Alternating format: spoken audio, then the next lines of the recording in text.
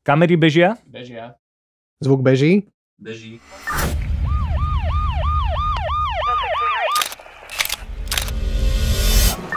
Mišo, Pálo, máme materiál na ďalší diel audiovizuálne. na akého hostia to tentokrát vidíš? Na mieste činu zanechal niekoľko indícií. Baťovka. Baťovka. Baťovské továrne. Prostredie filmu Úsvit. Bingo. Sieťovaná. Taška. Náš host je držiteľom filmového ocenenia Slnko v sieti. A čo ten naparovač na knedle? Neviem. UFO. Motív zo seriálu To se vysvětlí soudruzi. Takže našim dnešným hosťom bude... Hosťom audiovizuálne je scenárista Miro Šifra.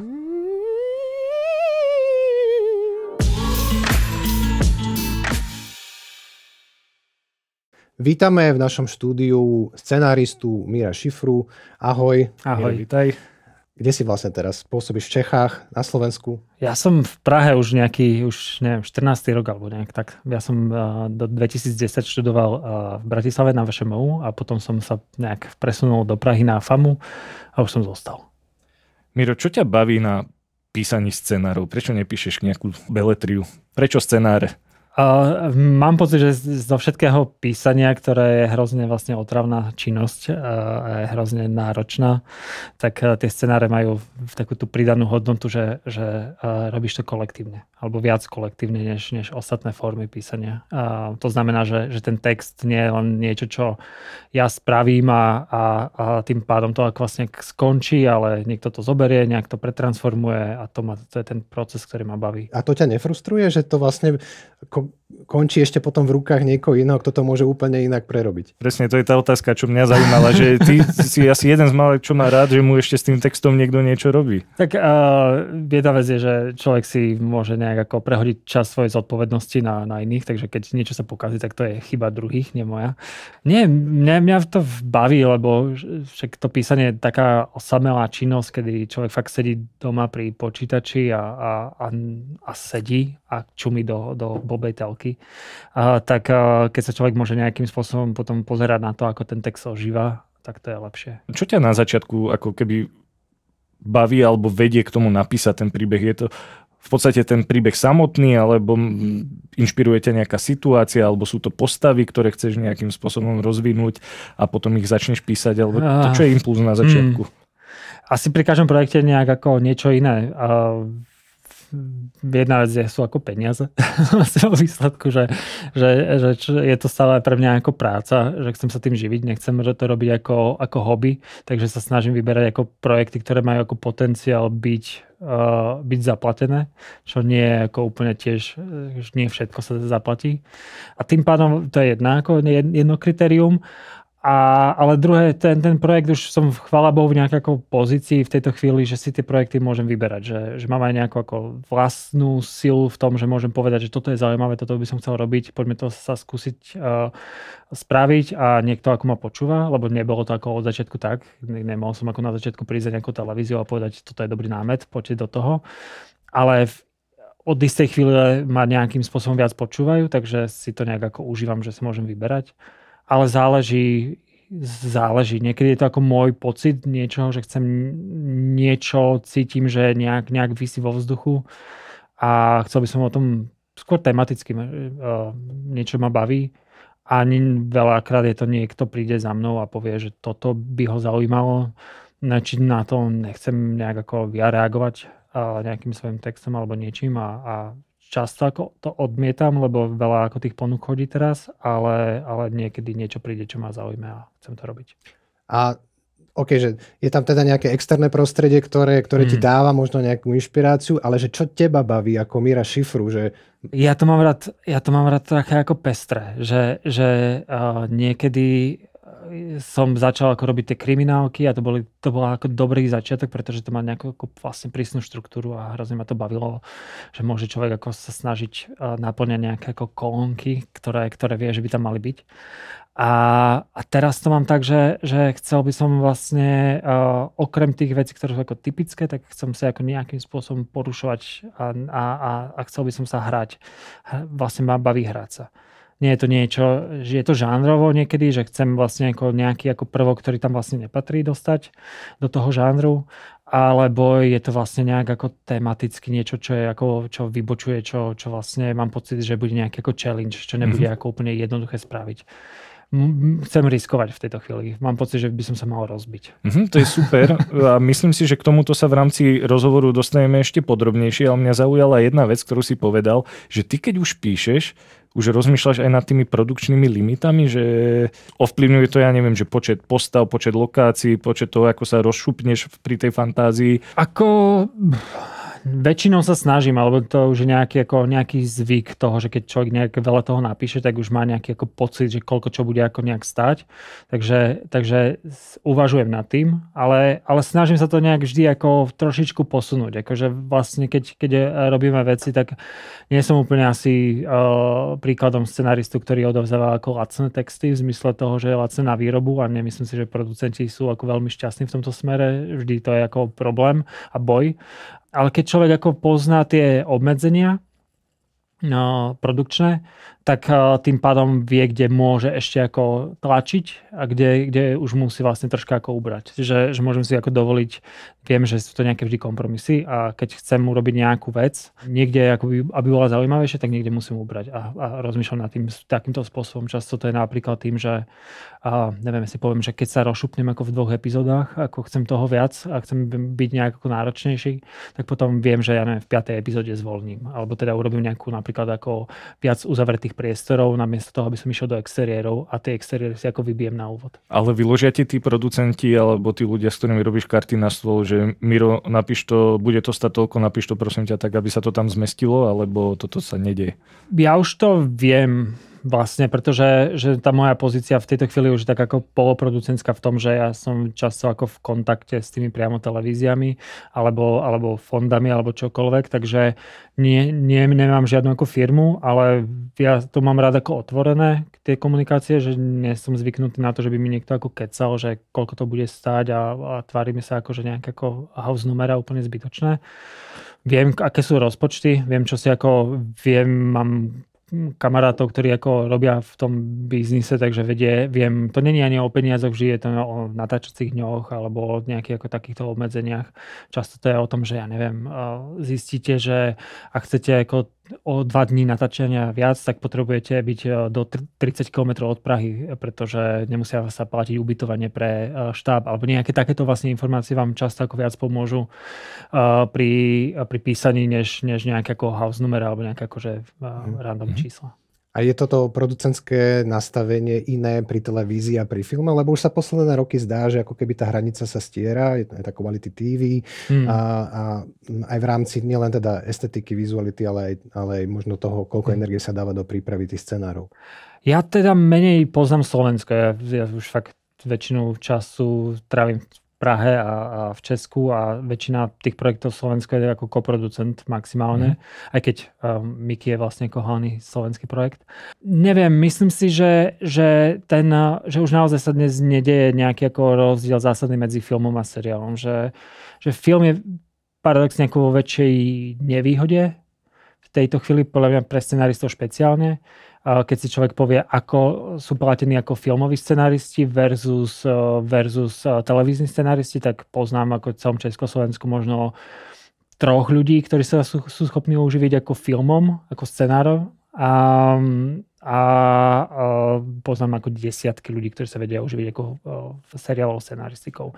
Takže dnes je pre scenaristov ako aj tá televízia je vždy vlastne výhodnejšia pre scenaristu než pre režiséra. Je to viac ako scenaristický formát, pretože je to dlhšie, je to vlastne viac príbehové, menej formálne často, takže myslím si, že taká vlastne lepšia pozícia pre scenaristov je dnes ako v televíziách než vo filme. Inak mne to príde, tá česká televízia je z pohľadu toho, čo sa na Slovensku deje, ako taký raj pre filmárov. Môžem sa myliť, o tom nám povieš viac, ale ako to teda, keď si to môžeme predstaviť, toto zázemie v tej napríklad českej televízii, pre ktorú si už spracoval niekoľko projektov, vyzerá. Že vedel by si nám trošku opísať ten proces, ako to vyzerá od začiatku, keď ťa oslovia, alebo ty ponúkneš scenár im a aké procesy sa rozbehnú? Zase, ako záleží od projektu k projektu, ale vo výsledku asi najdôležitejšou vecou je nejaká ako dôvera. To je veľmi ako show business je celkovo, mám pocit, postavený dosť na nejaké ako vzájomnej komunikácii a vzájomnej dôvere. To nie je nejaké ako objektívne kritéria, tam nie sú žiadne. Je to o tom, že s kým chcete robiť a s kým komu dôverujete, že mu dáte ako prácu. To nie je len ako z pohľadu televízie na mňa, ale aj z pohľadu ako produkcie na celý štáb. Je to nejaké vzájomnej dôvere. A ono vo výsledku mám pocit, že tam nie je sú nejaké ako formálne procesy, že tuto treba poslať a tam sa niekto ozve, ale väčšinou sa vám nikto neozve, keď to len pošlete na náhodný e-mail. A väčšinou je to naozaj o tom, že je ideálne, alebo môj začiatok bol taký, že som vlastne začínal cez nejaké ako postupné práce, najskôr ako scenárista na jednej epizóde niečoho, potom som vlastne dostal nejakú šancu napísať ďalšiu epizódu, potom som si mohol napísať film, ktorý trval zbytočne dlho, oproti tomu, ako by mal, a nič som nezarobil na ňom, ako vlastne vo výsledku to bolo peniaze na kávu. A postupne som nejak sa dostal cez nejaké svoje kontakty k tomu, že som vedel dostať svoj scenár aby to čítali relevantní ľudia v českej televízii alebo v iných televíziách. A postupne si človek ako buduje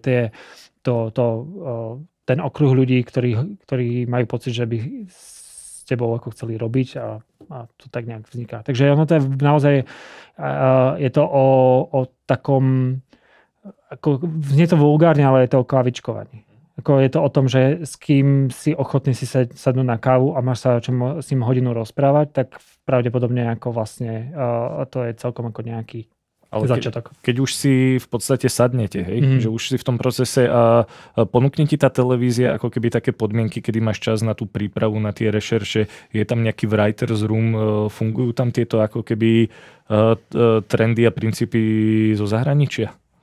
Nie úplne zo zahraničia, ale pretože zo zahraničia každá tá krajina má asi troška iný systém,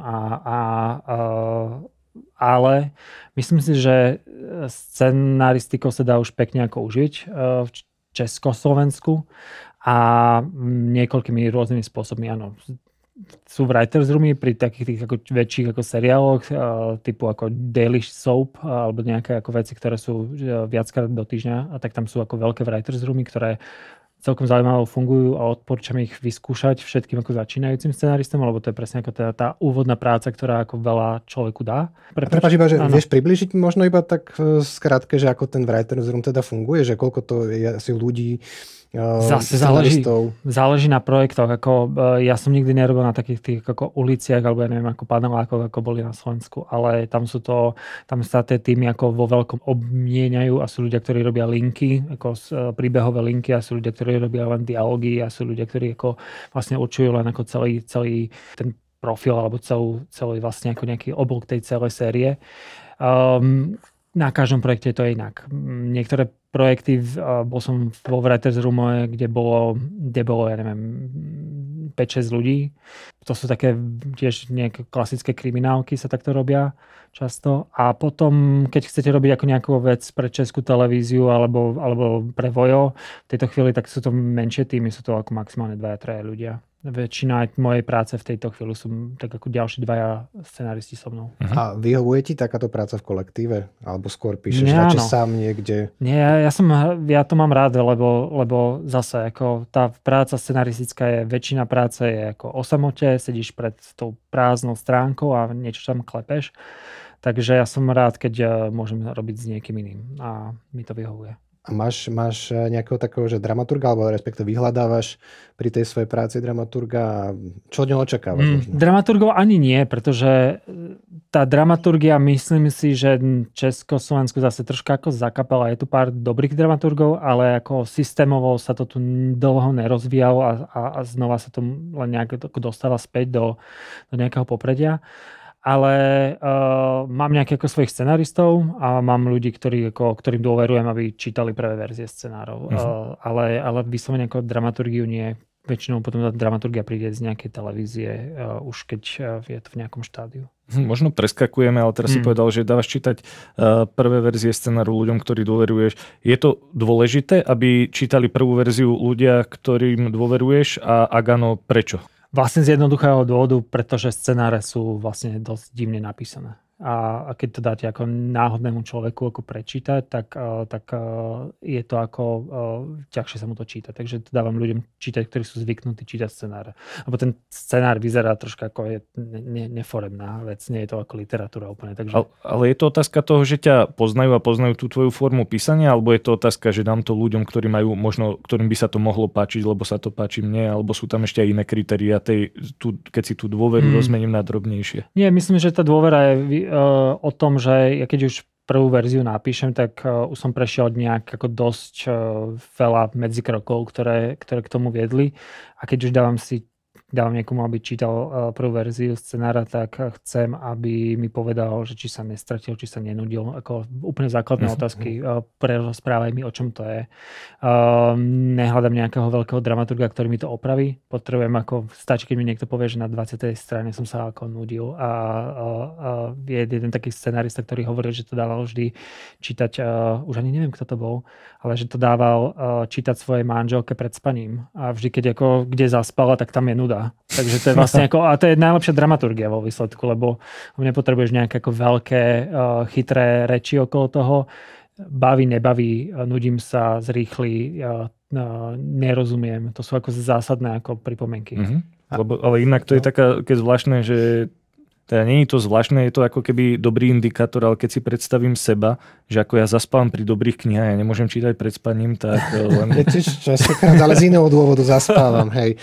A ty si aký scenarista, Miro, že rád opisuješ tie obrazy tak literárne, alebo ideš vyslovene len tak, že k veci, to, čo sa naozaj udeje v tom obraze. Hej. Napríklad Dušan Dušek je známy tým, že on píše tak trošku akoby literárnejšie, že dáva do toho istú možno takú poetiku. Ty si ako na tom? Ja si to snažím robiť pestré, takže začínal som viac taký ako technický scenárista, ktorý ako rád ako záberoval a mal pocit, že vie, čo robí, keď záberuje, nevie. Mal ktorý scenárista vie záberovať? Asi žiadny. A potom teraz vlastne mám pocit, že môj text by mal splňovať ako dve kritériá. Jedna vec je, že dávam si pozor na to, hlavne pri televíznych veciach, aby ten text fungoval na nejaké ako veľmi povrchné čítanie. To povrchné čítanie znamená, netvárme sa, že ľudia v televízii čítajú všetko, celý scenár, čítajú si takto si prebehnú dialógy. To je aj väčšina hercov to takto robí. Takže musím mať ako keby, keď dám nejaký text zo svojich rúk, tak musím mať pocit, že keď si len ako prebehne človek dialógy, tak dostane aspoň ako 80% z toho, čo ako má mať. A musí to byť zrozumiteľné pre neho. Stále aj diváci väčšinou popri tom, že hlia pozerajú na mobil, takže že tá miera toho, koľko dáva divák alebo čitateľ tej pozornosti do toho, tak je menšia ako pri filme, kde je človek zatvorený, a snažím sa, aby to bolo zrozumiteľné už len tými dialógmi. To je prvá vec. A špeciálne teda pri televízii. A druhá vec je, že sa snažím viac dať ako nejaký pocit z toho textu. Nie je to nutné, aby...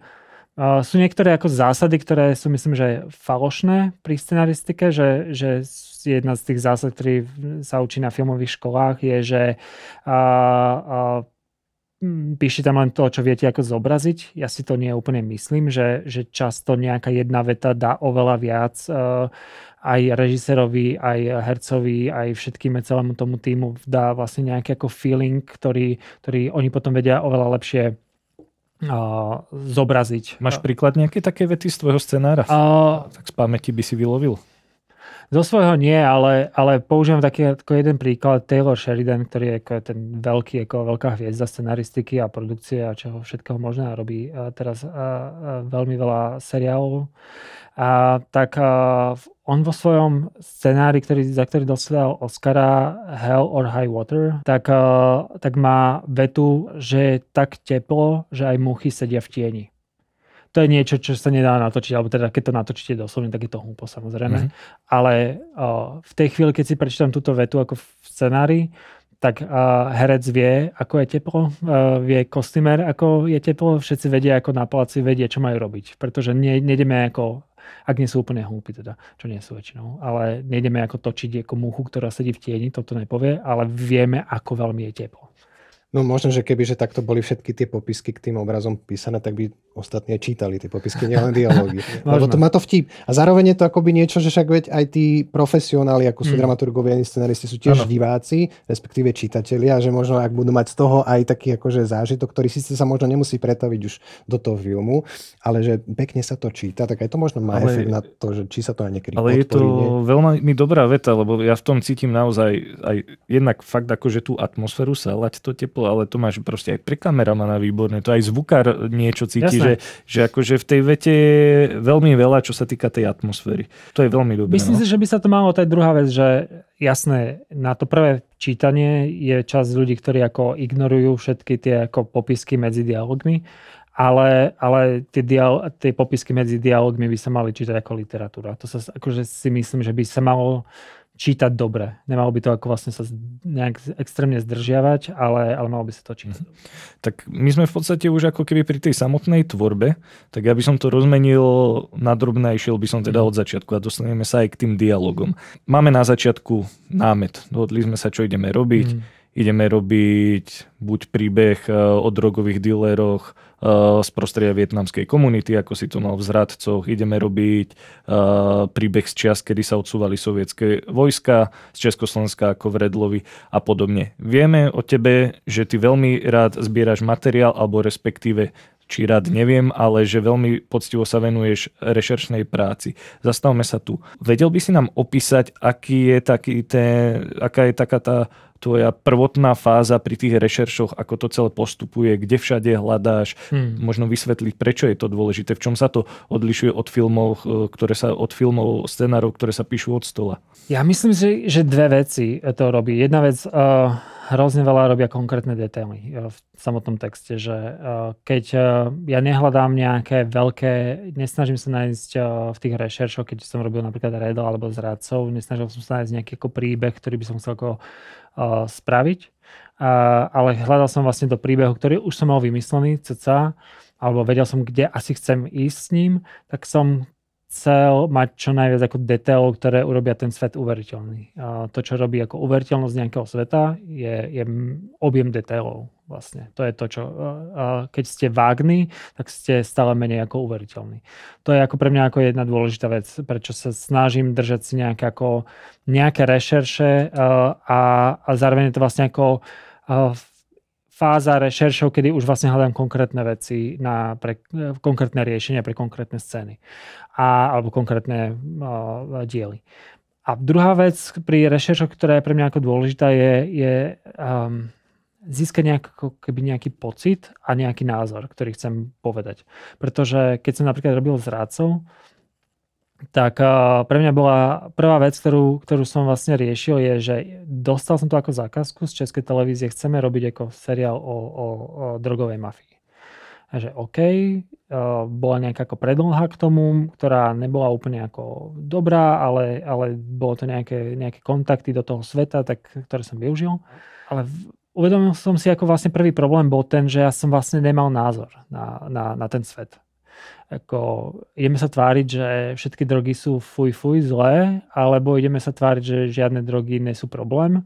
A ja som vlastne nemal ani jeden, nevedel som, čo chcem povedať. Takže prvá vec pre mňa bolo dôležité si čítať veci, ktoré neboli ani o tom, že som ich použil v scenári, a chcel som vedieť, čo sú vlastne dnešné, o čím sa zaoberá ako dnešná teória o drogách alebo čokoľvek, čo sú ako nejaké teoretické práce o drogách, ktoré by ma nejakým spôsobom zaujímali a akým spôsobom vlastne môžem s tým pracovať. to isté napríklad pri Redlovi. Bolo pre mňa, že 90 to, čo vlastne ten seriál predal do českej televízie, alebo predal to Honzovi Hřebejkovi, ktorý to potom ako posunul do českej televízie, bol ten pocit, že ten text má nejaký názor na 90-ky, ktorý ide proti tomu, ako si ľudia predstavujú tie 90-ky, špeciálne v Prahe. A tie 90-ky znamenajú ako tá doba slobody, tej voľnosti a konečne môžeme cestovať a podobne. Ale a mne to vždy prišlo nejak ako polofalošné. Samozrejme, ako je v tom nejaká pravda, ale zároveň ako ignorujeme nejakú časť, ktorá zároveň v tých 90-kách vyplávala. Takže ja som sa chcel vlastne zamerať na nejaký iný tón, dostať do nejaký iný názor do toho sveta. Takže som si vlastne ako robil rešerše o tej druhej strane, o tej temnejšej strane tých 90-tok. A toto bolo vlastne ako hrozne dôležité, aby som mal potom tie pevné základy na to, aby som mohol vedieť, že keď si v tom svete budem vymýšľať, ale vymýšľam si v rámci niečoho, čo je pre mňa ako uveriteľné, alebo v rámci toho, čo chcem povedať ako názor. Hovorí sa nejaké A naštuduješ si ešte B a potom robíš to prostredie alebo tú dobu alebo takú ambivalentnejšiu alebo ideš proti tomu. Aj v tých zradcoch, že v podstate som nad tým tak rozmýšľal, že tam je ten drogový kartel reprezentovaný vlastne v podstate vietnamskou komunitou. A teraz ty ako scenarista presne stojíš pred tou vecou, že teraz zobrazíme tu nejaký gang Vietnamcov. A teraz ako budú reagovať ľudia, že povedia si, podporí to nejaký ten ich stereotyp, že Vietnamci sú nejakí šmelinári alebo podobne. A ty to potom proti tomu aj nejakým spôsobom v tom seriáli ideš, to diváci, keď si pozrú, uvidia, akým spôsobom, ako si nad tým premýšľal, napríklad aj nad zobrazením tej vietnamskej komunity, alebo vôbec, že ako pracuješ s týmito vecami, ktoré môžu byť také krehké vo výsledku a že aby si o tom podal nejakú takú pravdivú výpoveď, ak ti teda o ňu ide. Jasne. Asi prvá vec je položiť si túto otázku, alebo teda správne si zadefinovať ten problém, že byť úprimný v tom, že keď nejakým spôsobom niekoho zobrazím na milión divákov to uvidí ako v telke, tak to bude zo sebou niesť nejaké možno predsudky. Nie každý to úplne pochopí, tak to chcem povedať, takže musím povedať aj B a hľadám ako nejaký kompromis. Ale prvá vec si vlastne povedala to veľmi správne v tom, že treba si vlastne dať tú otázku, alebo teda postaviť si to veľmi nejako do nejaké ako dilemy, ktorú naozaj musím vyriešiť, ale nemá to nejakú všeobecnú odpoveď, ktorá bude ako vždy platná. Viem, že to bude problém, snažím sa ho nejakým spôsobom riešiť. Tak akoby intuitívne cítiš, že tak teraz ako keby, že potreboval si možno prehlbiť možno nejaký začínajúci stereotyp o tých Vietnamcoch v rámci toho príbehu, tak akože možno, že scenaristicky vybuduješ možno nejakú sympatiu, ktorá samozrejme má nejaké korene možno aj v tej realite alebo takýmto spôsobom. To je presne to, že sa snažíš chápeš, že budú nejaké ako reakcie na to, čo nejakým spôsobom zobrazíš a snažíš sa rozmýšľať nad tým, ako tie reakcie nejako v divákovi, aký s tým pracovať. To je vlastne to, čo robím, je nejaká komunikácia s divákom celý čas. Píšem text, ktorý vždy si nejakým spôsobom predpokladám, ako môj divák bude vnímať. Bude v napätí, bude sa smiať, bude vlastne plakať, bude niečo, stále ako nejakým spôsobom hádaš, tipuješ, dúfaš v nejaké reakcie a rozmýšľaš, ako s tými reakciami pracovať. To, či to je ako vlastne niečo ako predsudok, to je jedna z vecí, ktoré ako divák bude mať. Inak ja to možno teda predsa len trošku pomenujem, že aj v tých zradcoch, a mám pocit, že to bolo aj v Úsvite, takže v tých zradcoch som si presne pokladal tú otázku, že ako sa asi ten seriál v tých prvých epizódach vyrovná možno s tým, ako na to diváci budú nahliadať, či si budú podporovať stereotypy, mýty, alebo či sa to bude búrať. A v podstate tam ten hlavný hrdina pri tých prehovoroch do kamery aj vlastne ako keby popisuje stav tej vietnamskej komunity, že až to tak veľmi explicitne. Že bol to taký zámer už v scenári, že takto ako keby pomenovať tie veci, že ako funguje vietnamská komunita v Čechách, ešte je to tam doplnené aj tou grafikou a podobne. Urobili ste to tam zámerne, aby ste odbúrali možno, poviem tak, že aby ľudia sa nezaoberali tými stereotypmi, ale sledovali iné veci v tom príbehu? Áno, ako bol to zámer, že pracujem s tým, že jednoducho chcem niečo povedať, keď mám pocit, že už nejaká vec vyznieva tak, ako ju nechcem povedať, tak sa snažím to nejak tam dostať, ten protipohľad. Čiže pri vietnamskej mafii je blbé, že jednoducho 80%, alebo vtedy bolo, myslím, že nejakých 80% drogovej mafie v Česku sú Vietnamci.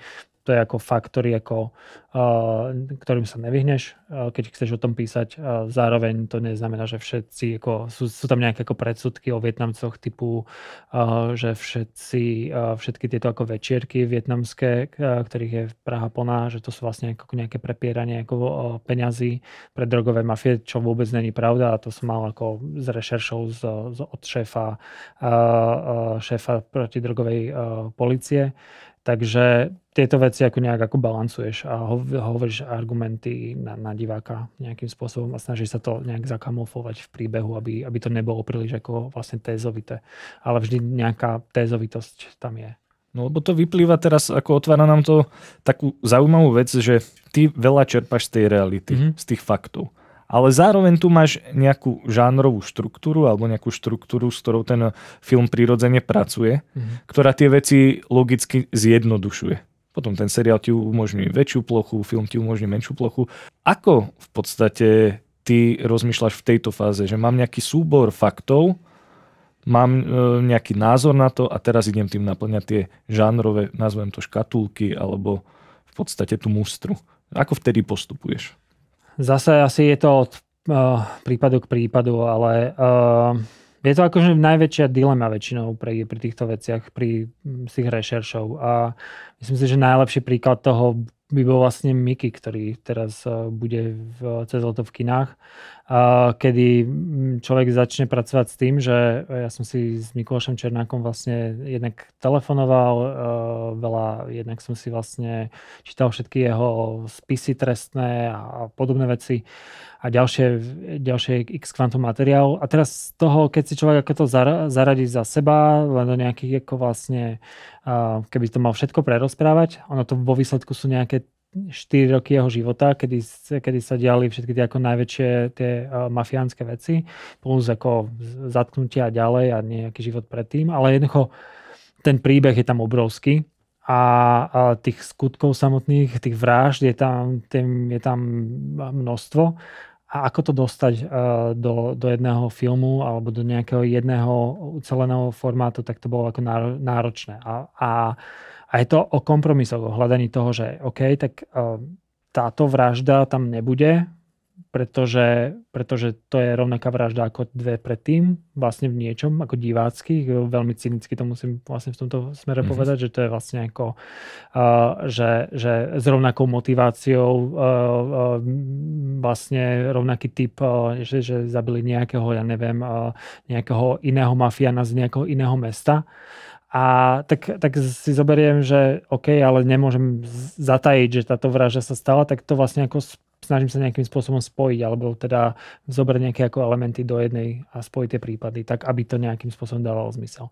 A hľadám tam nejakú ústrednú líniu, ústrednú nejakú linku, na ktorej to celé naviažem, tak aby to povedalo to, čo chcem povedať. Takže, ale je to o kompromisoch. Samozrejme, ako som bol z toho najviac nervózny z toho, že či sú tam tie správne prípady, a či sú zrozumiteľné. To je ďalší problém, že vlastne keď niekto chce povedať často tie zločiny, keby som len dal ich za seba, tak sú nezrozumiteľné, pretože neviete, že prečo tohto teraz zase zavraždil, keď musel by som vysvetliť ďalšie 2 filmy o tom, že čo sa dialo, neviem, na východe Slovenska v tom čase. Takže tak, kompromisy. A keď sme pri tom Mikim, čo teda pripravený film ešte nemal premiéru, tam je jedna veľmi špecifická vec, čo nie je úplne bežná v tomto našom regióne, či možno neviem ako v Čechách, úplne na Slovensku nie. To je postava antihrdinu. Výrazného antihrdinu, ktorý je teda stredobodom toho rozprávania. Teda aspoň takto vyzerá, ale možno, že nás prekvapíš v tej štruktúre. Aké to bolo vlastne stavať príbeh okolo antihrdinu? Pretože to častokrát ide proti nejakým takým základným možno diváckým očakávaniam, respektíve odrezal si ako keby v niečom konár s tým, že nemáš akoby cnosnú pozitívnu postavu a teraz sa snažíš vybudovať príbeh, ktorý toho diváka nielen teda, že bude baviť, ale že si dajme tomu, že k tomu nejaký pozitívny vzťah vytvorí. My sme tu zvyknutí robiť alebo považovať film za nejaké taký nejaký pamätník pre niekoho, že robíme ako filmy, ako úcty k niekomu, že ideme robiť ako toho Štefánika, ideme robiť ako vlastne, že robíme pomníky. A tie filmy častokrát vlastne nefungujú práve kvôli tomu, lebo sú pomníky, pretože chcú ako dať na niekoho na piedestal, ale tam není príbeh, keď dávate len na niekoho na piedestal. My nemyslím si, že to je ako jediný spôsob, ako nech sa robia, ale nie je to jediný spôsob, akým sa dá robiť film. A film môže byť ako aj o antihrdinoch alebo o nejakej téme, ktorá je pre mňa ako dôležitá a vybral som si nejakú postavu, cez ktorú môžeme prerozprávať túto tému. Takže nemyslím si, že musíme robiť len ako o hrdinoch. A druhá vec je vlastne taká technologická, ale je, že to, čo vlastne ľudia považujú za antihrdinov, tak v scenaristike troška inak funguje, pretože antihrdina alebo hrdina je vlastne nejaký ako človek, nejaká postava, s ktorým ako divák ide ako protagonista a to neznamená, že on musí byť ako pozitívna postava. Že to je vlastne ako, ja vlastne ako keď píšem, tak píšem o protagonistovi, o hrdinovi, aj keď je to zlý človek. Pre mňa ako písať o v zradcoch je mladý drogový dealer, ktorý je ako vlastne antihrdina. Pre mňa ale je to protagonista ako vlastne hrdina môjho príbehu. Takže to isté vlastne postupuje človek rovnako ako aj pri Mikim. Čiže považujem ho za svojho hlavného hrdinu, aj keď viem, že je to zlý človek. Musím vlastne nejakým spôsobom vytvárať empatiu voči nemu, pretože bez toho sa to nedá prerozprávať, pretože keď nedá sa vlastne empatia je to, že vlastne vám vôbec ako začne záležať na tom človeku a bez toho tam budete sedieť 2 hodiny a čumíte ako na niekoho, kto vraždí bez príčin a to vám nič nedá. Takže pre mňa bolo vlastne ako nie je to o tom začiatku nájsť spôsob, akým dostať k tomu, toho diváka na to, aby bol schopný vnímať toho človeka, toho hrdinu, protagonistu, ale akým spôsobom dostať diváka na ten koniec a pochopiť, čomu sympatizoval. A čo bol ten kľúč, alebo čo bol ten nájdený spôsob? To je sa tak zložito hovorí, keď to nikto nevidel a nemôžem prezerať dej. Takže, ale samozrejme pre mňa bolo dôležité nájsť, je tam nejaká ústredná línia, cez ktorú som si povedal, že chcem, aby divák ako sympatizoval alebo mal pocit, že chápe tomu svetu, prečo vzniká a potom vlastne sa troška cítil znechutený sám zo seba, čo mu verí. A ono je to tak, že keby si to zoberiem na niekoľkých postavách, že napríklad postava v Zradcoch, ten ústredný hrdina, David sa bol? David. Ten ústredný hrdina David, tak tam mi ho poučtil stret vlastne napríklad s jeho rodičmi a ten vzťah, ktorý bol tiež ambivalentný, ale v podstate vrúcný, alebo nejaká morálna zásada, ktorú v rámci toho gangu preukázal, že v podstate napríklad budem vám donášať, ale nedotkne sa to môjho parťaka. Aha. To isté sledujeme napríklad v seriáli Volejte slovi Better Call Saul. Ten človek je na začiatku exponovaný ako proste taký hajzlík, ako robí všelijaké veci, ale vždycky si k nemu nájdem sympatiu skrz vzťah s nejakou inou postavou. Pri Walterovi Whiteovi v Breaking Bad to bolo trošku jednoduchšie, lebo ten sa až stal takým tým antihrdinom postupne. V podstate na začiatku sme ho pochopili. Tým chcem dospieť touto otázkou. Pomáha pri poučťovaní toho antihrdinu, pri budovaní tej empatie vzťah s inými postavami? Je to možno aj keď neprezradíš z toho Mickeyho nič, keď sa nad tým tak zamyslíš, je toto tá cesta? Samozrejme. To, čo si pomenoval, je vlastne sú dve scenaristické veľmi ako vlastne techniky manipulačné v niečom, ako celá scenaristika je nejaká manipulácia s divákom, aby niečo cítil. Tak to, čo si pomenoval, sú vlastne ako spôsoby, akým to robiť. Jedné ako vlastne klasické je, že čo sa nazýva save the cat, zachrániť mačičku, čiže necháš ako postavu na začiatku zachrániť mačičku, aby bol ako empatický, to je ako samozrejme klišé a je to vtip, nie úplne, že sa to takto robí, ale necháš ho spraviť niečo ako pozitívne, aby. A ďalšia vec je samozrejme ako cez negatívnu postavu rozprávaš cez jeho rodinu alebo cez jeho okolie, ktoré ho má ľúbi, má rado, takže vidíš ako tú postavu ich očami. To je druhá vec. A to, čo hovoríš vlastne o Breaking Bad, tam by som nesúhlasil, lebo tam je zaujímavý moment a to je veľké, ako myslím si, že poučenie z celého Breaking Bad je, že akým spôsobom pracujú s nemoralitou a moralitou tej postavy. Že Breaking Bad je o tom, že vidíš obyčajného stredoškolského učiteľa chémie, ako stále ako klesá v tom, alebo teda stúpa v tom rebríčku drogovom a morálne ako stále klesá nižšie. Ale celý čas urobia ako jednu veľmi ako aj nemorálne postavy potrebujeme mať ako morálnu hranicu a v Breaking Bad je morálna hranica jeho vlastná rodina. On celý čas tvrdí, že robí to kvôli svojej rodine a urobia ako zaujímavú vec, ktorú vedia, prečo urobia. V predposlednom dieli Walter White zaútočí na vlastnú rodinu. A vtedy ako vlastne ako o postavu od neho prídeš a v ďalšej už vlastne to posledné diel je o tom, o jeho nejakom aspoň nejakom návrate a v nejakom zadosť učinení pre diváka, že táto postava vlastne nie je úplný hajzel, tak ako zomrie za niekoho iného. Teraz som prezradil a 10 rokov starý spoiler, ale ten princíp je, že pri nemorálnych postavách rovnako vlastne vždy hľadaš nejakú morálku. A urobil si to aj pri Mikim? Nemusíš možno hovoriť konkrétne, ale že... Pracoval som s tými technikami, neviem. Ja mám ako dva problémy, keď rozprávam o Mikim alebo o čomkoľvek, je, že jedna je, že nechcem prezradzať a druhá, neviem, či sa mi to podarilo. Takže to je také ako, snažil som sa o tieto techniky, robil som s nimi vedome, a či sa nám to podarilo, tak zase diváci uvidia, ale dúfam, že áno. A ja sa teraz opýtam, trošku sa budem tváriť, že to neviem. Ako je možné, že si tak dobre pamätáš 10 rokov starý seriál Breaking Bad? Breaking Bad si pamätám,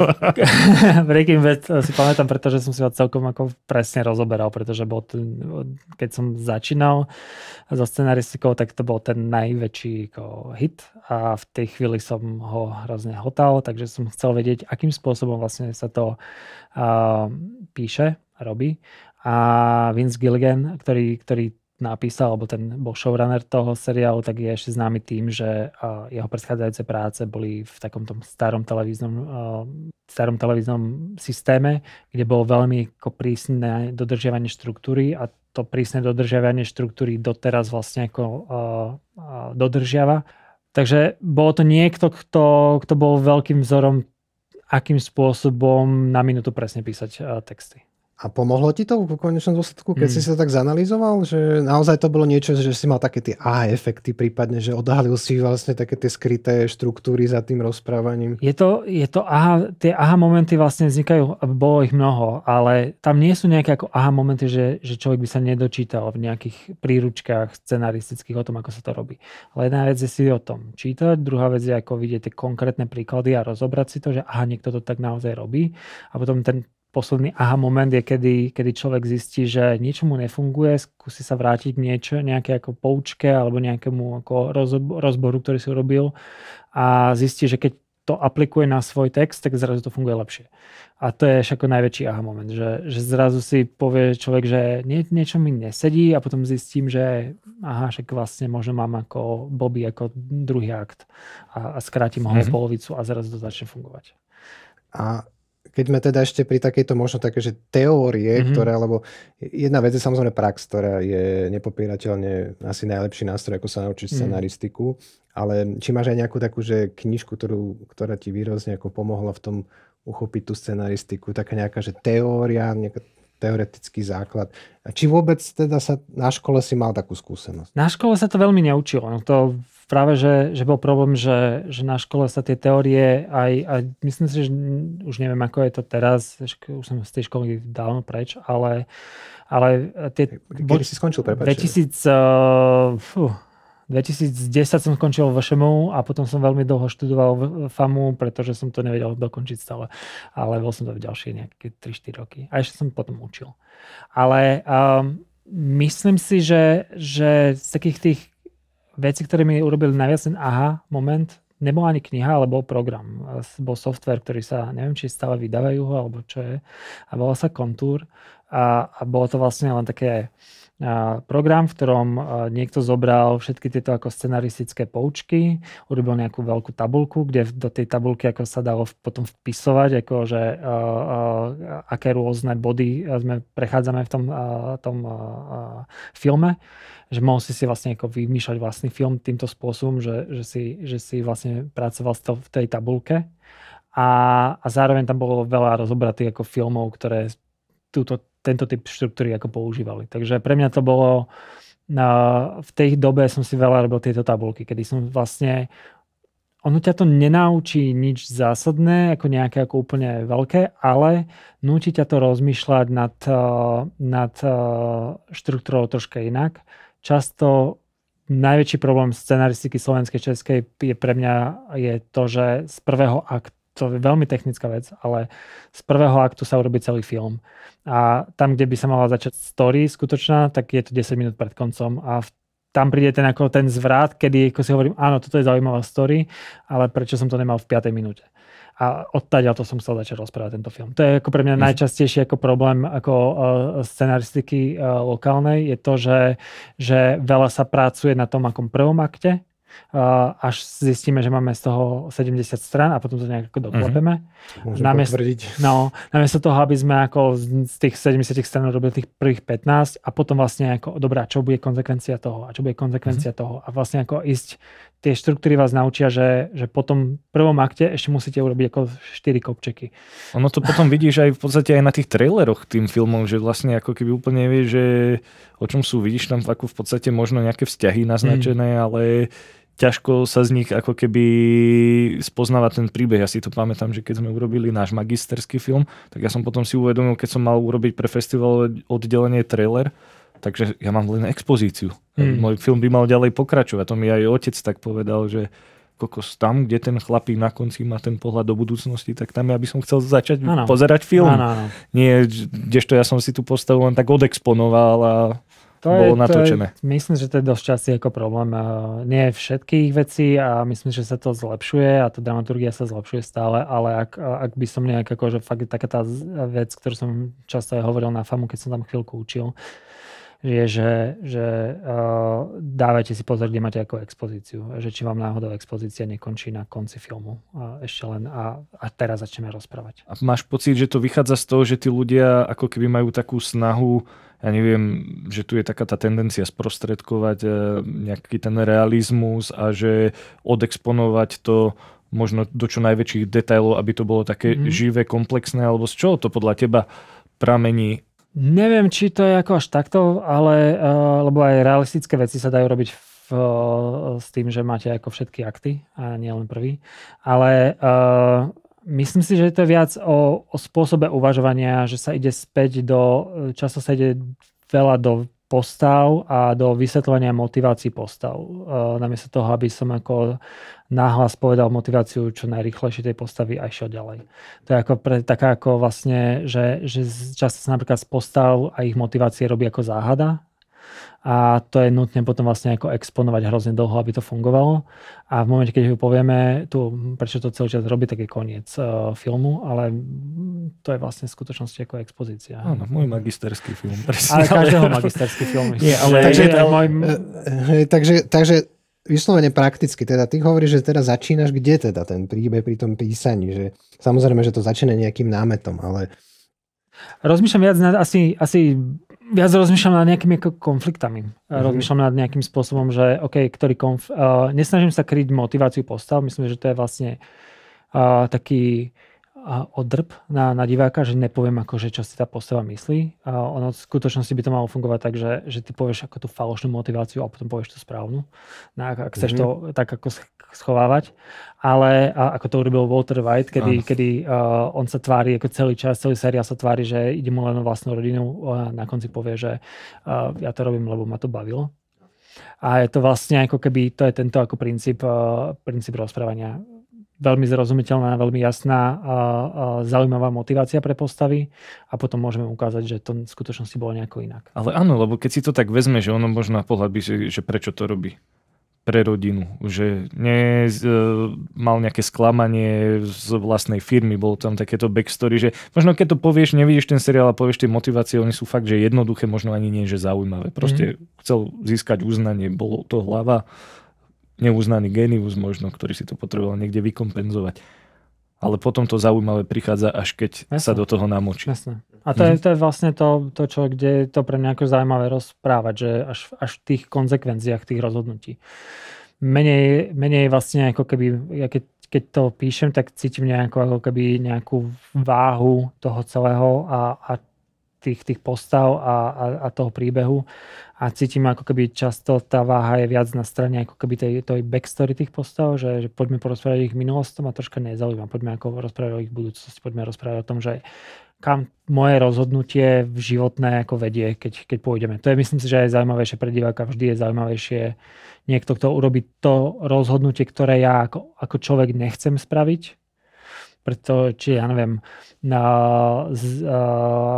či je už to romantická komédia, môže to byť v romantickej komédii, vybrať si tohto chlapa, ako tento typ chlapa, že si človek vyberie do vzťahu, tak poďme čo to bude znamenať, keď si vyberiem tento typ ako človeka. Poďme o tých konzekvenciách, nie prečo som si vybrala tohto človeka. Inak ono to je zaujímavé, že ako vlastne v podstate tieto veci pomenujú aj tie postavy. Častokrát v tých filmoch si teraz spomínam len vo Volejte Saulovi, Better Call Saul, hovorí Mike Saulovi, ktorý už hovorí, ja som si nevybral túto cestu, ja nechcem sem ísť. A on, že ty si sa postavil na štart a išiel si po tej ceste. A už není cesty späť. Už musíš znášať svoje konzekvencie.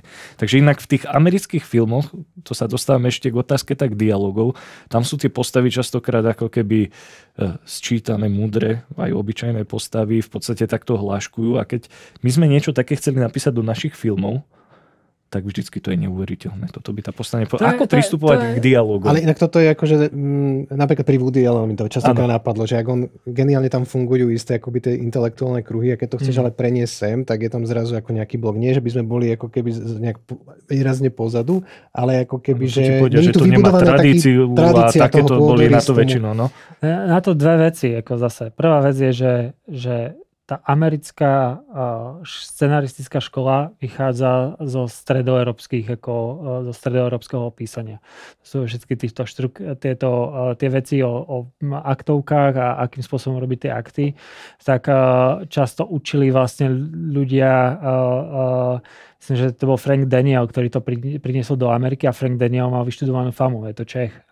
Takže že títo ľudia, ktorí vychádzali ako z FAMU z 50. 60. rokov alebo z Novej vlny, tak oni priniesli ako tento štrukturalistický ako princíp rozprávania do nového Hollywoodu.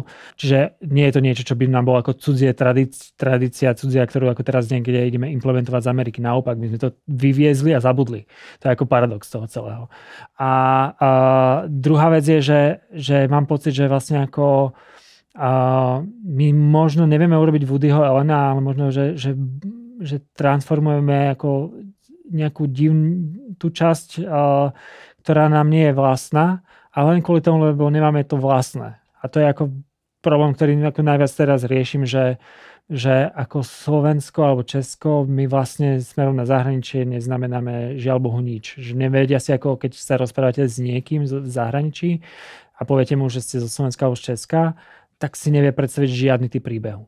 Vôbec. Ako to nie je, že sme nejak zadefinovaní, že nejak blbo, ale keď poviete ako Balkán, tak všetci vedia, ako vyzerá balkánsky film. Ako, je to v nejakom klíše. Máme predstavu, čo je balkánsky film. Je to ako to rómske, to vlastne ako to teraz preženiem, ale to tanečné, spevavé, hravé, neviem aké, divoký Balkán. To čakáme niečo od Talianov. Vieme tiež asi čo, vieme, čo sú Dáni už.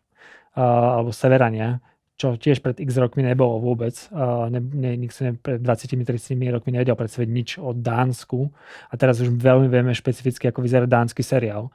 A A nám sa ešte zatiaľ nepodarilo ako zadefinovať nejakým spôsobom to stredoeurópsko nejaké. Ale tá definícia by musela výjsť z toho, že by viacero tvorcov natočilo nejaký typ filmu, presne ako tak. keď si povieme, že máme festival severský film, idem na severský film a už očakávame akciu, humor, čiernu komédiu. Hej, len pritom akoby možno u Čechov by sa to dalo povedať, tam je taká tá povestná komédia, ale mám pocit ako keby, že nie je to možno úplne schopné alebo že sa to nedá vyviesť do zahraničia, aby zahraničie potom spätne ako keby vnímalo, že skôr je taká lokálna nejaká. Áno, a to je vlastne dosť problém zase. To je Česko je dobrý príklad v tom, že na rozdiel od nás na Slovensku nemáme úplne stovky rokov ako známej svetovej literatúry. Česi majú, alebo česká literatúra okrem Švejkov majú ako Kafku, oni sa budú tváriť, že je Nemec, ale je to Pražan, je to ako človek, ktorý vlastne vytvára nejakú kultúru v tomto kontexte a oni majú tú svetovú vlastne, svetovo niečo znamenali, alebo v 60. rokoch stále niečo znamenalo československá kinematografia. A niekdy sme to stratili. A už dnes to neznamená, že alebo vlastne nič. Vo výsledku ako český humor je na západ ako vnímaný ako ten len nezrozumiteľný. Že je to skôr pre to domáce publikum. To je úplne pre domáce publikum. To isté vlastne však v Poľsku ako je taký ten výraz, že to je český film. Ako keď chcete povedať, že niečo španielská dedina, tak v Poliaci hovoria český film. Že je to nezrozumiteľné. Nie je to nezrozumiteľné. A myslím si, že to vlastne ako to isté troška je to presne o tom nejakom hľadaní, nejakom ucelenom našej vlastnej ako poetiky, ktorá teraz nejak neexistuje pre zahraničie. A títo Dáni a Severania to robili vyslovene dlhé roky a robili to veľmi cieľavedome. Nie je to, že náhodné to tak vzniklo, bola to veľmi cieľavedomá skupina ľudí, ktorí to išli cieľavedomo, vybudovali túto estetiku.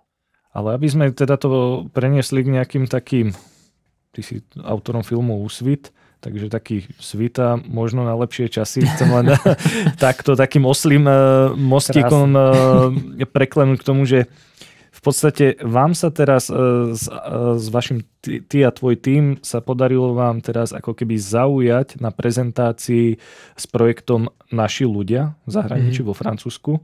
Vedel by si nám povedať, čo je projekt, predstaviť nám trošku projekt Naši ľudia a čím to v tom zahraničí zaujalo? Bude toto ten film, ktorý má ten vývozný potenciál, teda séria? Naši ľudia je 6-dielny seriál o vražde Jana Kuciaka a Martiny Kušnírovej, ktorý vyvíjame stále vlastne s Terezou Notovou, so slovenskou a českou nadprodukciou. A ten seriál sme istú dobu vyvíjali, lebo máme podporu štátneho fondu a chceli sme vyvíjať ho ďalej a dostať ho do vysielania cez nejakú slovenskú televíziu. To sa žiaľ Bohu v tejto chvíli po zmene vlády nedarí, pretože všade je ticho a vieme, že ako je to vlastne háklivá téma pre súčasnú vládu a zároveň pre tie televízie, ktoré na to nechcú šáhnuť. Takže naša ako šanca, jediný spôsob, ako aby ten projekt vôbec vznikol, alebo chceme spraviť, lebo mám pocit, že to hovorí niečo ako o súčasnom Slovensku, čo treba povedať, tak sme to prihlásili na nejaké zahraničné pitching fora na Berlinale, na Series Maniu. Na Berlinale nás nevybrali, ale Series Maniu, čo je ako vlastne najväčšie fórum, seriálové, ktoré v Európe je, tak sme vyhrali takú ako veľkú súťaž pitchingov, teda to je nejaká ako prezentácia tých projektov, kde prídete na pódiu pred 700 ako ľudí, profesionálov z celej Európy, z celého sveta. Veľa vás ako pitchuje niekto japonsko-nemecký seriál o samurajoch zo 16. storočia a vy prídete s týmto projektom a dostali sme tú hlavnú cenu za najlepší pitch.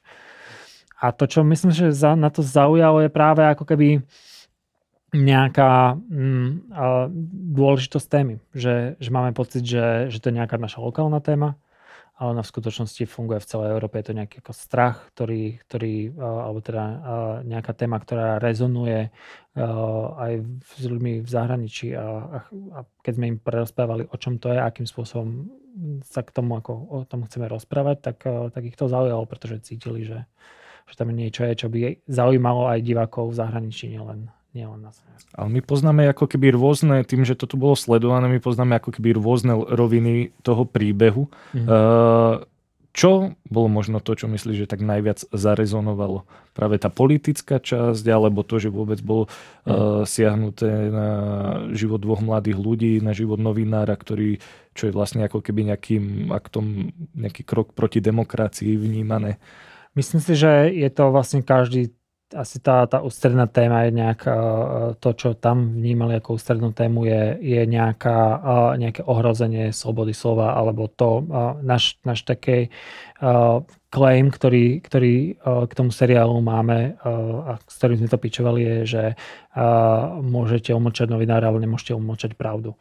Takže to je vlastne niečo, čo rezonovalo. Pocit, že pravda, nejaká ako vlastne starosvetská hodnota, ktorá v nejakom relativizovanom svete už trocha je na ústupe, tak zrazu niekto hovorí, že na tom naozaj záleží a niektorí ľudia doteraz vlastne ako za to zaplatia aj životom. To je niečo, čo veľmi vedelo zarezonovať. Tu by ma možno zaujímalo, keď sme pri tejto téme naši ľudia, pravdepodobne si musel komunikovať aj s pozostalými, s príbuznými. Je to vlastne možno taká citlivá vec. Ako si sa vysporiadal, ak vôbec došlo k takej situácii, že niekedy akoby ovplyvňuje takáto nejaká ľudskosť k tým pozostalým, ovplyvňuje možno taký výsledný tvár toho filmu. Hej, alebo toho scenára, že dajme tomu, že sú tam možno nejaké informácie, ktoré sú príliš citlivé a ty ako scenárista sa musíš rozhodnúť, že v prospech nejakej možno vyššej pravdy to tam dať a možno trošku akoby ublíži nejakým ľuďom, alebo ktorí s tým možno nesúhlasia, že či taká situácia nastala. Mal som totiž aj osobne také skúsenosti, akým spôsobom, že keď scenárista čerpá z nejakého zdroja, väčšinou sú to pozostali príbuzní, alebo podľa toho, ako tomu ide, tak oni samozrejme mu dodávajú informácie, ktoré nejak ovplyvňujú potom, neviem, aj tú postavu, alebo ako vyznieva, ale možno objektívna pravda je iná. Či si mal možno takúto nejakú dilemu. Pri našich ľuďoch asi som nemal takúto dilemu, pretože rodičia a Jana aj Martiny sú vlastne veľmi otvorení a nemajú pocit, alebo nemal sa zatiaľ pocit, že by niečo chceli schovávať alebo že by chceli nejakým témam sa vyhýbať. Pre nich je dôležité ako hovoriť o tom, čo sa stalo a zatiaľ z ich strany, keď sme im ukazovali nejaké prvé texty, tak otec Jana povedal, že takto sa to stalo, tak ja neviem, čo vám mám pripomienkovať. Tam nebolo nič takéto zásadné. A myslím si, že vždy je to o nejakej komunikácii s tými ľuďmi, že buď im ako vysvetliť, čo chcem povedať a prečo tie detaily potrebujem na to, aby to bolo. A keď je to niečo, ako to hovoríme teoreticky možno teraz o tom, že nejaká subjektívna pravda hovorí niečo iné, ako čo ten človek bol naozaj. Pri tomto sa to nestalo, ale ja si to viem predstaviť, že by som to robil tak, že potom musím povedať cez inú postavu tú druhú časť pravdy. Takže vlastne ako to, že niekto samozrejme z pohľadu vrah, z pohľadu ako milujúcej manželky je fajn človek, z pohľadu ako pozostalej po obeti je to samozrejme ako monštrum.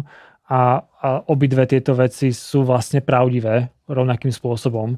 Človek môže byť ako vlastne aj monštrum, aj milujúci manžel. To je to vlastne desivé a zaujímavé. Ako sa ale pracuje v podstate na takomto projekte, ktorý je relatívne stále živý, alebo respektíve on je stále živý, lebo hoď máme rôzne indície, tak oficiálne vyšetrovanie pokračuje, že ako si ty zvolíš pokiaľ ten príbeh ideme rozprávať a ako sa vysporiadaš s tým, že možno vyskočia na povrch aj nejaké fakty, ktoré potom, keď už bude ten film v realizácii, úplne zmenia možno vyznenie toho príbehu? Zase je to, čo som asi riešil pri Mikým, že ten prípad je tak široký, dostanete k desiatkam tisíc strán materiálov, k rozhovorom a ďalším veciam. A musíte nejak ako vybrať to tak, ako aby ste si za tom stáli a povedali, áno, toto je nejaká plná mozaika toho, čo chcete povedať a hovorí to, viem, čo som všetko musel vynechať, pretože to už nevojde do toho textu, ale musím sa nejako byť schopný za to postaviť, že toto je to, čo som chcel povedať tým. Je to najnáročnejšia vec na týchto ako true crime veciach, je vlastne ten výber tých vecí, ktoré ešte chceme povedať. A či sa neviem, či sa vlastne ako vyhnem, nemyslím si, že máme ako teraz čakať ďalších 30 rokov na to, aby sme porozprávali príbehy zo súčasnosti, zo súčasného Slovenska. Možno to už bude ako neskoro. Mali by sme hovoriť o nich teraz. A riziko je, nepredpokladám, pretože som čítal veľa tých textov, ktoré sú v spise cez rodinu a cez blízkych sme sa k nimi dostali, takže viem asi, aké sú všetky možné výpovede. Pre mňa tá dôkazná situácia je dosť silná.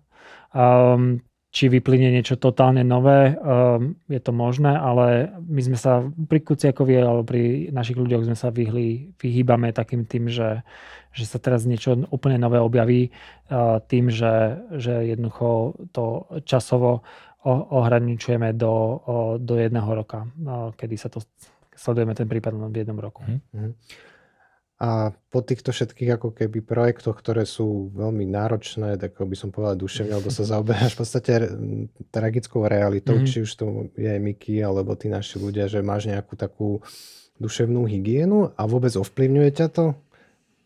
Asi neviem, či mám nejakú duševnú, snažím sa nejak ako troška aspoň športovať, aby som neskysol na tej stoličke pred počítačom, ale neviem, či sa ma to tak ako dotýka pri tom písaní. Potom sa ma oveľa viac tie veci dotýkajú, keď ich už vidím natočených. Že to je ako naozaj to iný pocit, ako to písať a iný pocit to vidieť potom. To je, keď som videl teraz prvú verziu ako strihu Mikyho, tak to zrazu som si uvedomil, čo som trocha napísal, než keď som to písal, že čo to je ako za človeka a čo za skupinu ľudí to bolo. Že máš taký akoby odstup pri tom písaní trošku. Je tak ako... Prepáč, je to taká zvláštna situácia. Na jednej strane sa musíš vlastne ako keby dostať do tých postav, byť empatický kvázi, že sú to blízki tvoji priatelia a na druhej strane vlastne ako keby oddeli to potom od tej reality. Áno, ale myslím si, že to nie je nejak ako zásadne iná situácia oproti, neviem, novinárom. Že to je vlastne niečo, čo oni tiež musia robiť, že nejakým spôsobom sa dostať k niekomu blízko a zároveň si držať nejaký odstup. Aj to hľadaní. Ja samozrejme mám to jednoduchšie, lebo tých prípadov nie je tak, alebo tých vecí, ktoré robím, nie je až tak veľa, ako keby som robil na dennej báze ako nejakú novinárskú činnosť, ale snažím sa nebyť cynický vlastne v tom celom, že to je možno najzložitejšie byť, že keď si to človek ako dostane ten spis alebo dostane tie reálne prípady, tak aby nemal len ten odstup, ale aby ho to nejakým spôsobom ako bolo a zaujímalo. No a na akých ďalších projektov momentálne pracuješ? Čertajú sa aj ďalšie spolupráce v zahraničí? No je toho viac, ale mne sa stala taká vec, že kedysi som pri tej scenaristike, že robil, neviem, 10 projektov a z toho vyšli 2-3. A teraz v poslednej dobe sa to troška zmenil ten pomer a zrazu ako nestíham, takže je to zložitejšie, ale robím druhý film s Matejom Chlpáčkom, s ktorým sme odpremierovali Úsvit minulý rok, tak ten ďalší film by sme chceli trocha robiť viac medzinárodnejšie. Už v tejto chvíli vlastne robíme to spolu s holandskou scenaristkou, kedy to píšeme dvaja. Máme francúzsku herečku na to a nejakú ako väčšiu európsku koprodukciu. Sa snažíme vybudovať, aby sme to zase niekde ako posunuli. A teraz pred nedávnom vec, ktorá vlastne ako bude tak ako najviac má zamestnávať najbližší pôrok, je projekt, ktorý sa volá Lina, alebo pracovný názov je Lina. Je to seriál 6-dielny minisérie pre ARD, pre nemeckú televíziu. Tak to je taká ako dobový thriller, naháňačka, strieľačka z lesov na česko-nemeckom pohraničí v 50. rokoch. Takže to je vlastne tak ako najviac ako medzinárodný projekt, ktorý vzniká primárne pre to ARD, nie pre Českú televíziu, ale tí sa teraz pridali ako koproducent. Takže tento projekt a potom snažím sa ešte ako vyvíjať nejaké ďalšie projekty, ktoré tak ako viem, že možno nevzniknú teraz tento pol rok alebo tento rok, ale viem, že keď si urobí ten človek domáce práce, tak o 3-4 roky to niekde ako sa stane. Čiže ten kľúčik do zahraničia už máš a dať ho už iba rozrobiť ostatným tvorcom a porozdávať. No to je hrozne zaujímavé, že myslím si, že na to zahraničie naozaj, myslím si, že sme sa len troška ako odsekli od informácií, čo od nás vlastne ľudia chcú v zahraničí. Ja to cítim tak dlhodobejšie, snažím sa byť v nejakom kontakte s ľuďmi zo zahraničia. A zistím, že vlastne keď ich počúvate, že my ako remeselne nie sme úplne ďaleko od toho a veľa vecí, ktoré robíme my v Československu, tak sú na remeselnej vysokej úrovni a za dobré peniaze pre nich. Ale stále sme ako tá montážna dielňa trocha viac. Tu sa točia tie ako veľké americké, alebo špeciálne v Prahe a v Budapešti sa točia tie najväčšie ako svetové seriály a svetové filmy. Čiže technicky sú tu veľmi skúsení ľudia, ktorí to vedia robiť, ale sme stále tá ako montážna dielňa pre tie ako kreatívne týmy zo západu. A tá kreatíva vlastne tu ako drhne. Nevieme to ako predávať na zahraničie. Ale pri niektorých ako projektoch som zistil, že ono to je naozaj o tom, že len pošlete niekde e-mail a napíšete celkom ako OK text, pošlete to e-mailom a niekto sa vám ozve a môže to zafungovať. Veľa z tých vecí, ktoré nám zafungovali, napríklad, že sme urobili prvú koprodukciu medzi Českom a Nemeckom od revolúcie, tak vzniklo tak, že som mal napísaný scenár, seriál, to sa vysvetlí soudruzi, ktorých som ako požiadal aj Slovenský fond o podporu, štipendium Český podporil. Mal som nejaké peniaze na preklady spolu s Barlettou produkčnou spoločnosťou a keď bol preložený anglický text, tak som to poslal na 30 mailov ľuďom do rôznych produkčných spoločností. 25 vás odignoruje, 5 vám odpíše, že to nechcú a jeden sa ozvali zo CDF, že tak poďme to spraviť.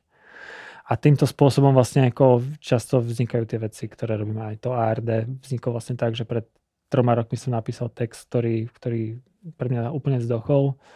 A nejakým spôsobom už som nerátal s tým, že vznikne a teraz pred 2 mesiacmi zrazu vám niekto volá, že no vlastne to schválili na nejakej nemeckej televízii bez toho, že by som sa nejak ako snažil. Takže ono to nejak ako keď človek je v kontakte s tými ľuďmi a viac ako sa rozmýšľa nad tým, čo oni tam od neho vlastne chcú, tak a vie to prispôsobovať v tých textoch, tak sú to otvorené dvere. Nemyslím si, že to je úplne, že my tu nemôžeme robiť ako zahraničné veci. Tak možno teda môžeme nejak ukončiť, že prešli sme tu celú tú tvorbu, akoby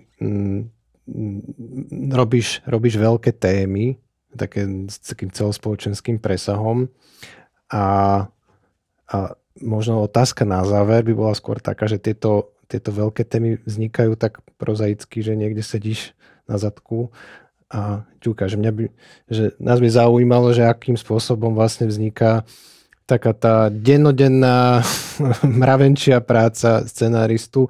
Ako vyzerá teda ten deň? No v preklade, že či ťa bolí zadok z toho, že ťa do neho kopne múza, alebo z toho sedenia pri písaní? Z toho sedenia oveľa viac. Ja som dosť lenivý človek, ako sa to asi nezdá podľa toho, že koľko je tých seriálov, ale ja som vlastne lenivý v tom, že ja radšej ako vymýšľam dlho tie veci a viac si robím rešerše a ako by som písal, ja neznášam písanie vlastne ako scenarista. Je to čistá bolesť a žiadna radosť podľa mňa pri písaní, takže sa snažím ako eliminovať to písanie a hlavne prepisy. Mám myslím si, že dosť zlé meno v tom, že odovzdávam dosť neskoro tie svoje texty aj s opozdením.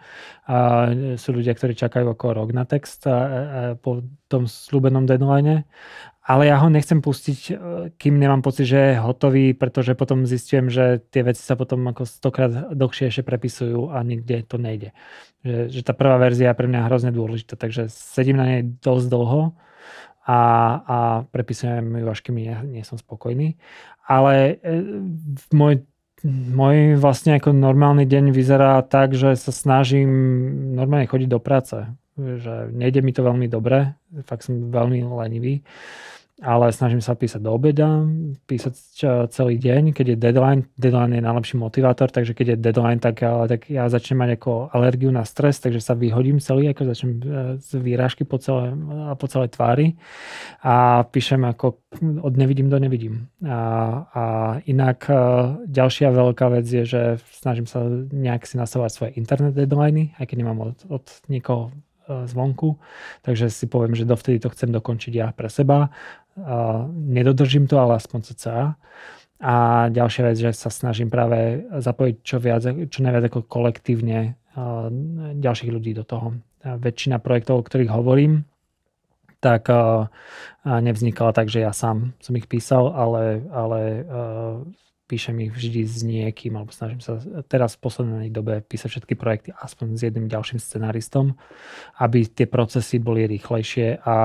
Lebo najviac, čo vás zabije časovo, je to, že sedíte a neviete, či ste spravili dobré rozhodnutie. A keď viete eliminovať to, že niekto vám povie, že to je zlé rozhodnutie alebo dobré rozhodnutie a rýchlo vám to povie, tak veľa času vlastne ušetríte len na tom. Takže mám nejakého spoluscenaristu, ktorým nemusíme ako fyzicky klepať spolu, ale keď mu pošlem nápad, tak mi povie, to je úplná blbosť a mne to zachráni ako 2 týždne práce. Alebo naopak povie, že áno, to je celkom ako funkčné, tak tým pádom ja viem zase ako ušetriť veľa toho času, kedy len sedím a pláčem nad tým textom, že možno to není to správne. Takže to je ako nejaký ako veľmi, veľmi rýchla komunikácia s ľuďmi a tvorenie kolektívnejšie je ten ako time hack. Není to, že o sedení len, ale o tej komunikácii. Tak Miro, ďakujeme za rozhovor a nech sa dobre darí. Díky. Díky.